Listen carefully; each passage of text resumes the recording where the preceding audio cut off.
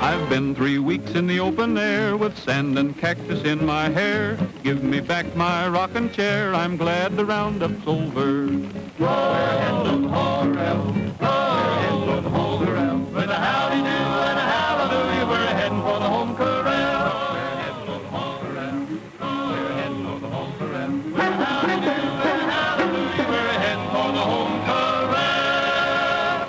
Hey, Mary, you better watch out crossing Wolf Creek. The road's washed out. Don't you worry. Old Leaping Lighty here was raised on washouts.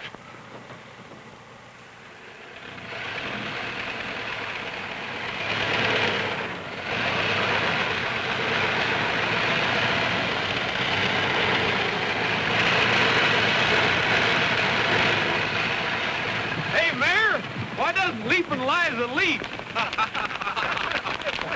Well, are you apes going to quit laughing and lend a hand?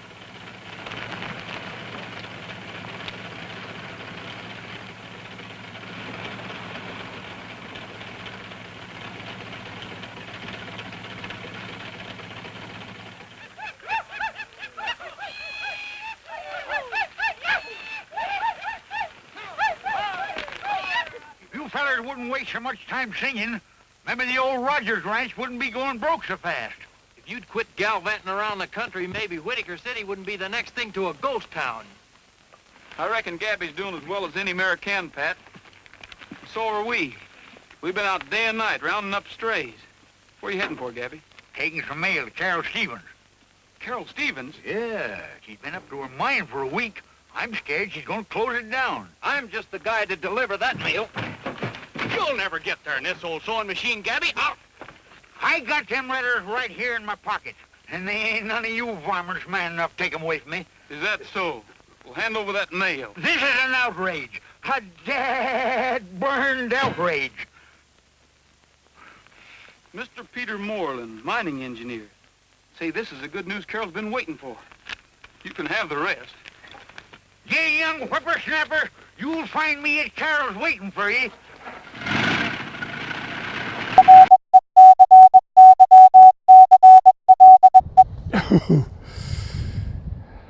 It's cold out here. But I found my trees and some snow, as you can see. Maybe you can't see here. Look at that. Beautiful day up here. I'm in Wrightwood, in the Angeles National Forest.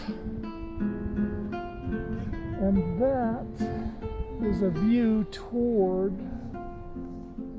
what might be the high desert out there. Palmdale, Lancaster. Oh, it smells good up here. Well, this is what I was looking for when I went to Santa Fe. I did find on the last day some trees, but it took me all week, literally, to practically get out of my truck and find a trail and hike into the woods. Souvenir pine cones. So the first day I got to Santa Fe, I spent another day driving 3 hours north up toward Colorado, and then 3 hours back, so another 6 hours in my truck. But I thought I found a clue to where the buried treasure might be, because in Fenton's poem he talks about old gold and new gold, or putting new treasure near old legends or something like that. And there's a legend of some gold bullion up near Blanco. I call it the Blanco bullions. So I thought, well, what the heck, I'll drive up there and see if I can't find some trees, and if not, there are some ruins up there called the Aztec Ruins Monument or National Monument. They're 1,000-year-old Native American ruins, stonework. It's outstanding. It had been buried under dirt for 1,000 years, is why everything was still so intact. but the wood timbers that still holds up some of the roofs are there. I touched 1,000-year-old wood, but the stonework was great. I'll put some pictures up here. So anyway, I found that, and as I was driving up, I thought for sure I saw there's a big mountain off to the right there, and 3 big outcroppings, and I thought for sure that when the sun sets, you know, the shadows cast a point to the east to where somebody probably buried some treasure. And I thought that was another clue, but I got my stories mixed up, and that was an old legend and not, yeah, that was part of an old legend I read about and not the buried treasure that Fenton Fenn had buried and listed all of his clues in his poem. But anyway, I had a good time up there, and because my battery was dying again on my phone, I had to find, usually go to the library, so I went, drove down the road to Farmington and found the public library. And the most beautiful thing of that day was the tile work in the men's room of the public library. It was just gorgeous, outstanding. And it just like took me aback when I walked in the door, because when you walk in, this whole side of the wall is just, you know, like those 3-inch tiles. And they're black and gold and red, just a big splash of color. I wanted to take a picture, but then I thought it was a little weird to take a picture of the men's room. But then when you finally get inside, this wall on the other side above the sinks was just gray tiles on a white background, subdued against the big flash of color on this side with a big, you know, white background. But the black and the red and the orange and the green, it's like I wanted a picture so I could remember that for the house I'm going to build one day. And there were not a lot of trees going up that side of the state, the west side, and I went up practically to Colorado, Mesa Verde, the cliff dwellings I've always wanted to go see, but I did some research and they were quite a bit further, maybe 4 or 5 hours up from Santa Fe, but it said that they were all closed except for one area, and then to get there you had to go in and drive another hour to get to that. So I thought, well, that's too much. And I just spent 2 days on the road. I must be nuts. But the Aztec ruins were worth the drive, and then I hightailed it back before nightfall, and couldn't find the hotel because my GPS kept saying make a U-turn, make a U-turn, but again it was hidden behind the gas station down in a gully kind of sort of thing, and I just thought I can't do anything, and it's only the first day. But anyway, so it took me a while to get my bearings, and this is a shout out to Kevin, who by his own admission is directionally challenged, and I always wanted to help him figure out how to get over that, but I wanted to tell him when this happened to me, and I finally understood when I was in Santa Fe. I finally had to stop. I was in the hotel and I said, gosh, I don't know which way is up. What is that? Where am I? Where do? So I finally had to figure out which way was north, south, east, and west. And then I just held on to that whenever I went out and about.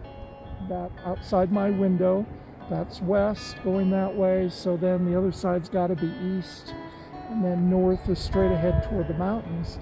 And then that helped a little bit until I got over what I didn't understand at the time was that I had altitude sickness.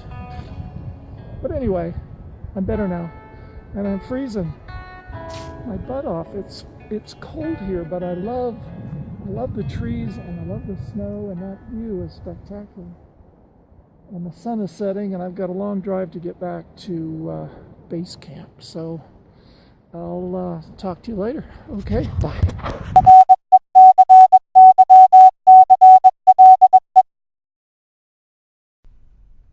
The other reason I went north, I just wanted to say real quick, was that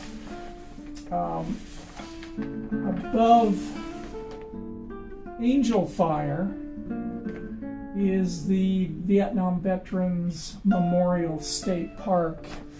And I thought that would be a good area to explore because Forrest Fenn, who buried the treasure, was a Vietnam vet, a pilot, so I headed north there. And when I was in Angel Fire, I was at the library I was charging my phone, the battery kept dying, and I couldn't, I was so distracted and disoriented on the trip, I couldn't even see in front of me there was a book sale, which I am always looking for, until a couple came in the library and headed right to the stacks where the books were for sale, and the big sign there, and I felt like such an idiot, but that's okay, I guess. Live and learn. And then I went outside and had a sandwich, and I was in the garden, and right in front of me, I didn't even see, was a log. There was a bench with a log. I'll show you a picture here. Somebody had painted a little house on, and I didn't even see that right in front of me, so I didn't know how I was going to find a treasure chest buried out there when this thing was so close. It could have been, if it would have been a rattlesnake, it would have bit me.